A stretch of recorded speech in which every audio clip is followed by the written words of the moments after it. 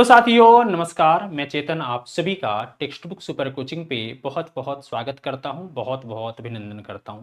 साथियों आप सभी को पता होगा कि बिहार शिक्षा विभाग के द्वारा बिहार बोर्ड को ये निर्देशित किया गया कि टीआरई 4.0 के पहले बिहार एस्टेट की परीक्षा ली जाए और इसको लेके अब हलचल तेज हो चुका है। और उसी संदर्भ में आज हम इस सेशन में इकोनॉमिक्स का सिलेबस जानेंगे जो कि पेपर 2 11 12 के लिए है, क्या प्रश्नों का स्तर रहता है और बिहार एस्टेट कब तक इसका एग्जाम हो सकता है, कब तक नोटिफिकेशन हो आएगा, एग्जाम का मोड क्या होगा, अन्य की संपूर्ण हम बेसिक जानकारी आपको देने का प्रयास करेंगे।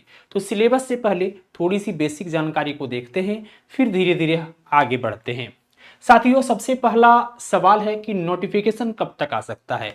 अभी ऑफिशियली नहीं कहा गया है कि, लेकिन नोटिफिकेशन की जो संभावना है मई के महीने में नोटिफिकेशन आने की संभावना है। मई लास्ट तक नोटिफिकेशन आ सकता है। इसलिए जल्दी नोटिफिकेशन आ सकता है क्योंकि जब तक इसका एग्जाम और रिजल्ट नहीं आएगा, जो हमारा शिक्षक भर्ती 4.0 है उसके फॉर्म के लास्ट डेट के पहले इसका रिजल्ट आना जरूरी है। तो मई में इसका मई लास्ट या जून के फर्स्ट वीक में नोटिफिकेशन आ सकता है। और आप सभी को पता होगा जिस तरीके से है ना बिहार बोर्ड का पिछला रिकॉर्ड रहा है, काफी जल्दी नोटिफिकेशंस निकाल के काफी जल्दी एग्जाम ले लिया जाता है, क्योंकि ये कोई मतलब यह एक पात्रता परीक्षा है, कोई वैकेंसी के लिए एग्जाम नहीं है। तो आपका एग्जाम का जो तिथि हो सकता है वो जून अंतिम वीक या मान के चलें जुलाई प्रथम सप्ताह, और जुलाई में रिजल्ट भी आ जाएगा। तो आपके पास अभी से ज्यादा दिन नहीं बचा हुआ है, लगभग लगभग आप मान सकते हैं कि आपके पास 60 दिनों का समय है, 2 महीना का समय है ना। अगर आप फॉर्म का वेट करेंगे कि फॉर्म आएगा तब पढ़ाई हम चालू करेंगे तो इससे बड़ा मूर्खता भरा कदम नहीं हो सकता, क्योंकि सिलेबस बहुत बड़ा है और आपको अपने सब्जेक्ट को काफ़ी अच्छे से कवर करना है। अब सवाल उठता है कि जनाब एग्ज़ाम कैसा होगा। तो एग्ज़ाम ऑनलाइन मोड में होगा, कंप्यूटर बेस्ड टेस्ट होगा। और जब ऑनलाइन मोड में होगा तो कई मल्टीपल शिफ्ट में एग्ज़ाम होगा। तो सवाल उठता है कि क्या इस एग्ज़ाम में नॉर्मलाइजेशन होगा। तो बिल्कुल होगा। मल्टीपल शिफ्ट में जब एग्ज़ाम होगा तो नॉर्मलाइजेशन होगा, क्योंकि आप सभी को पता है बिहार में ऑनलाइन सेंटर सीमित है और एक तिथि में एक शिफ्ट में एग्ज़ाम करा पाना कोई भी सब्जेक्ट का पॉसिबल नहीं है। और पिछला जो पात्रता परीक्षा हुआ था उसमें भी नॉर्मलाइजेशन हुआ था। तो नॉर्मलाइजेशन यहाँ आपको अगर पूछा जाए देखने को मिलेगा, बिल्कुल नॉर्मलाइजेशन देखने को मिलेगा। अब सवाल आता है कि क्या सर नेगेटिव मार्किंग है। तो हम बोलेंगे नहीं, नेगेटिव मार्किंग नहीं है। हर एक प्रश्न के लिए 1 मार्क्स होगा, नेगेटिव मार्किंग यहाँ पे नहीं है। तो ये कुछ बेसिक जानकारी जो आपको है ना। उसके बाद एग्जाम, क्योंकि ये ऑफिशियल इंफॉर्मेशन नहीं है, हमने एक संभावना बताया कि जो हमारा जून के अंतिम सप्ताह या जुलाई के प्रथम सप्ताह में एग्जाम हो सकता है। मई के अंतिम सप्ताह या जून के प्रथम सप्ताह में नोटिफिकेशन आ सकता है ना। नोटिफिकेशन कभी भी आ सकता है, नोटिफिकेशन आप मान के चलो मई में आ जाएगा। एग्जाम इसलिए जुलाई तक जा सकता है क्योंकि और भी बोर्ड के द्वारा कई परीक्षाएं आयोजन कराया जा रहा है, सक्षमता परीक्षा हो या कई तरह की परीक्षाएं आयोजन कराया जा रहा है। थोड़ा सा और बेसिक इन्फॉर्मेशन लेते हैं फिर हम लोग सिलेबस पर चलेंगे। और अगर आपसे पूछा जाए कि जनाब एज क्या रहता है सर, इसमें यहाँ पे उम्र की सीमा क्या रहता है, अधिकतम आयु की सीमा क्या रहता है, तो यहाँ पे सारा दिया गया है ना। जो पिछले नोटिफिकेशंस में था कि जनरल्स के लिए 36 वर्ष, महिला के लिए जो अनरिजर्व महिलाएं 40 वर्ष, इस तरह का आपका पात्रता परीक्षा के लिए दिया गया है। बाकी जो कैटेगरी वाइज छूट दिया जाता है वो भी दिया गया है। क्वालिफाइंग मार्क्स, इसमें भी कुछ चेंजेज हो सकता है। पिछला नोटिफिकेशन में जो क्वालिफाइंग मार्क्स था आप देखे होंगे, सामान्य कोटि के लिए 50%, पिछड़ा वर्ग के लिए 45% है ना, ईबीसी के लिए 42%, आपका अनुसूचित जाति के लिए 40%, दिव्यांग के लिए 40% है ना, महिला के लिए 40%। इस तरीका का क्या है यहाँ पे आपको क्वालिफाइंग मार्क्स है ना। मतलब हाईएस्ट अगर बोला जाए 50% क्वालिफाइंग मार्क्स है। अब है कि जनाब आपको किस तरीके से अभी से पढ़ना है, क्योंकि आप सभी को पता है कि इसका सिलेबस जो होता है बिल्कुल आपका 12th और ग्रेजुएशन लेवल के सिलेबस से आपका मैच होता है। और बिहार बोर्ड एग्जाम ले रही है, बिहार बोर्ड के प्रश्नों का पैटर्न पहले क्या रहा है, ये तमाम चीज़ें जानना है। तो अभी जो हम बात करने वाले हैं वो किसके सिलेबस पर बात करने वाले हैं, इकोनॉमिक्स के सिलेबस पर हम लोग बात करने वाले हैं। ठीक है, इकोनॉमिक्स का सिलेबस। ऐसे तो इकोनॉमिक्स में बहुत लोगों को डर लगता है, तो आप जब भी उच्च माध्यमिक पेपर में एस्टेट में दूसरा पेपर देंगे तो इकोनॉमिक्स यहाँ आपके 100 मार्क्स को देखने को मिलेंगे। कितने मार्क्स के देखने को मिलेंगे, 100 मार्क्स के आपके इकोनॉमिक, 150 में 100 मार्क्स आपका इकोनॉमिक यहाँ पे देखने को मिलेगा। और ये इकोनॉमिक जो है ना 7 सेक्शन में बटा होगा। कितने सेक्शन में ये इकोनॉमिक बता होगा, अगर हम बोले जाए ये इकोनॉमिक 7 सेक्शन में बटा होगा, ए से लेकर है ना आपका जी तक 7 सेक्शन आपको यहाँ अलग अलग सेक्शन देखने को मिलेगा। ठीक है, कितने सेक्शन में बटा हुआ इकोनॉमिक्स, सो 7 सेक्शन, ए से लेकर जी तक, ए टू जी तक आपको ऐसे सेक्शन देखने को मिलेगा। और हर एक सेक्शन में कुछ यूनिट होंगे। क्या होंगे, हर एक सेक्शन में यूनिट होंगे।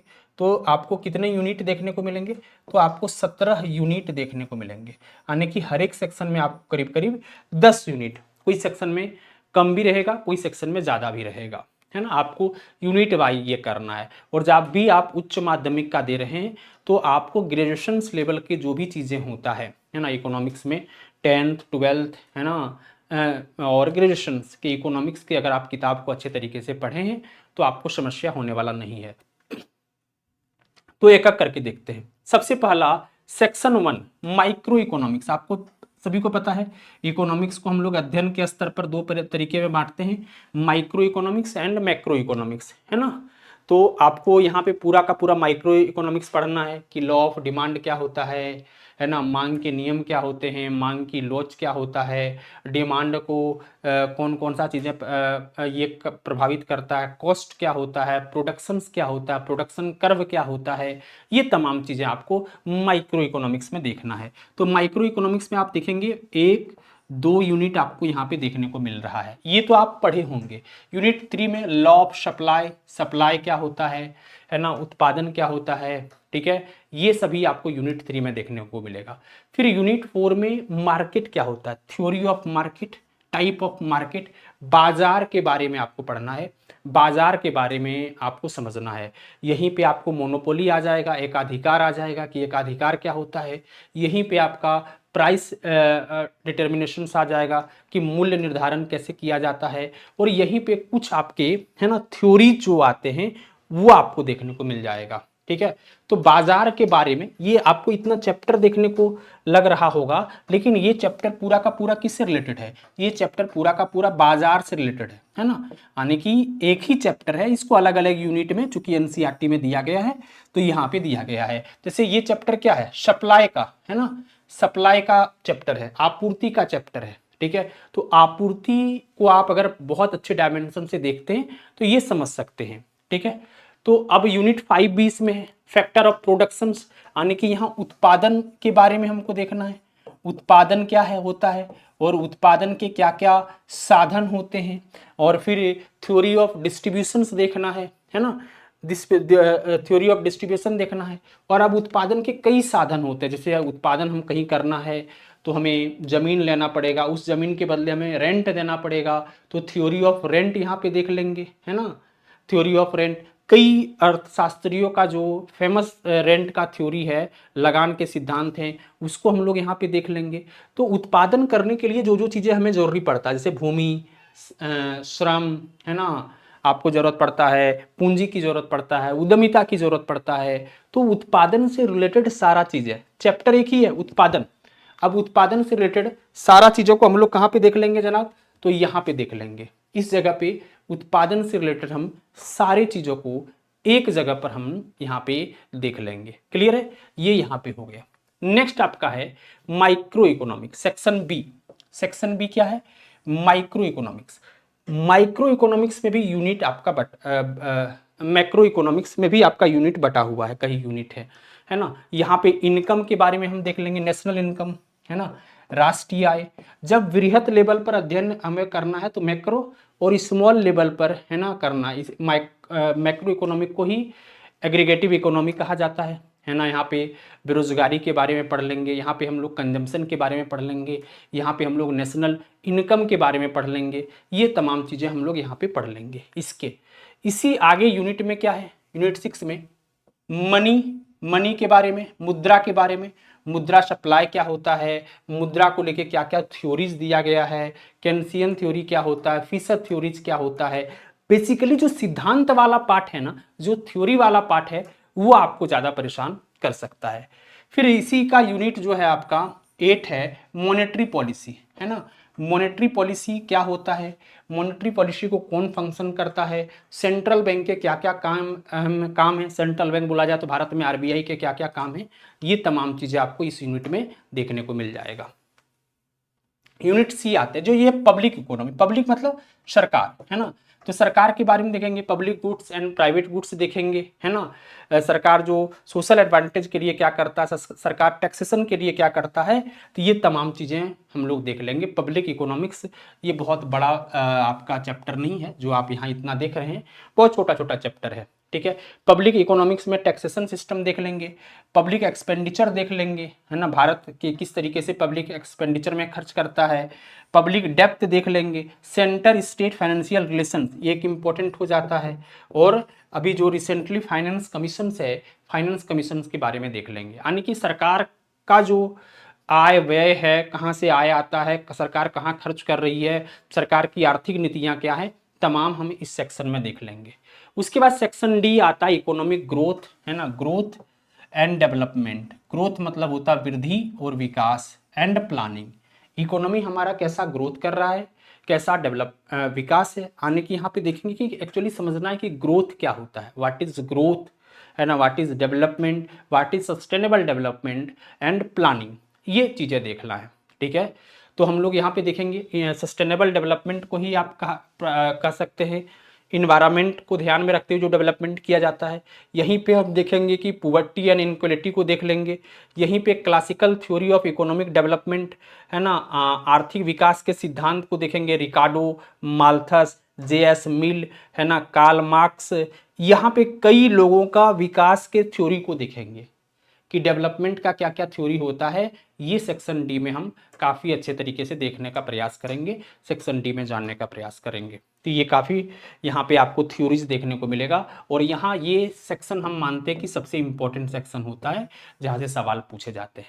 फिर आप देखोगे इसी सेक्शन में इकोनॉमिक प्लानिंग की बात आ जाएगा। इकोनॉमिक प्लानिंग में पहले हम लोग कैसे हमारा प्लानिंग हुआ, कैसे योजना आयोग बना, कैसे नीति आयोग बना, हमारा ग्रोथ मॉडल क्या है, हमारा इकोनॉमिक प्लानिंग मॉडल क्या है, ये तमाम चीज़ों को देख लेंगे।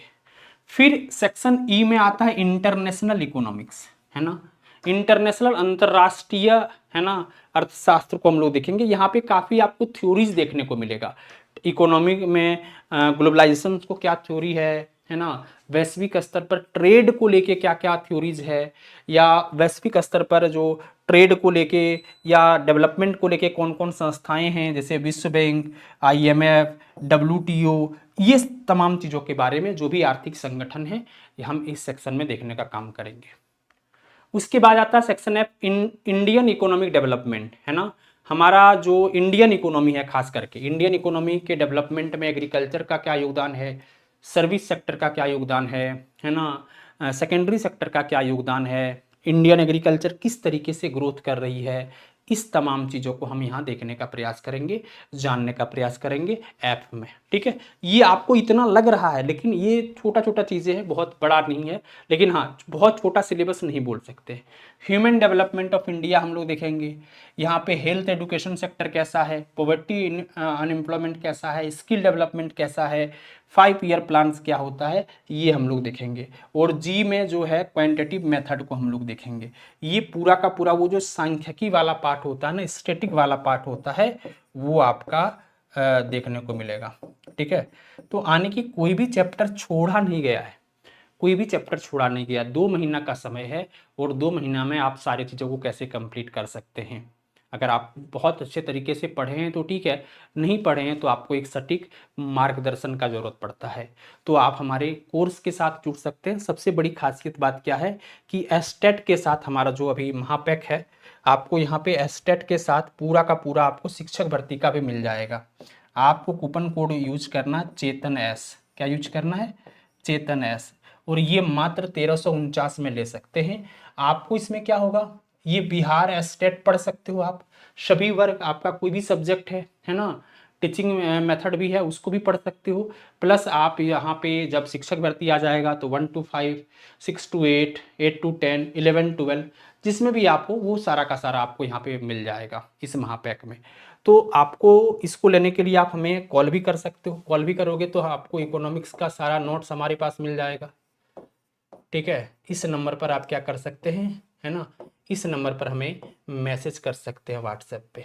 ठीक है, कोई भी कोर्स आपको लेना है अलग से केवल एस्टेट का भी लेना है तो आप वेबसाइट में विजिट करके जाके ले सकते हैं, या हमारे उस नंबर पर आप एक मैसेज कर सकते हैं, चेतन एस कूपन कोड यूज़ करके ले सकते हैं। तो बड़ा ही आसान है, इकोनॉमिक्स साथ में पढ़ते हैं और इकोनॉमिक्स को बहुत ही आसान बनाने का प्रयास करते हैं। तो आज के लिए इतना ही रखते हैं इस सेशन में, है ना। मिलेंगे फिर नेक्स्ट क्लास में, तब तक के लिए सभी को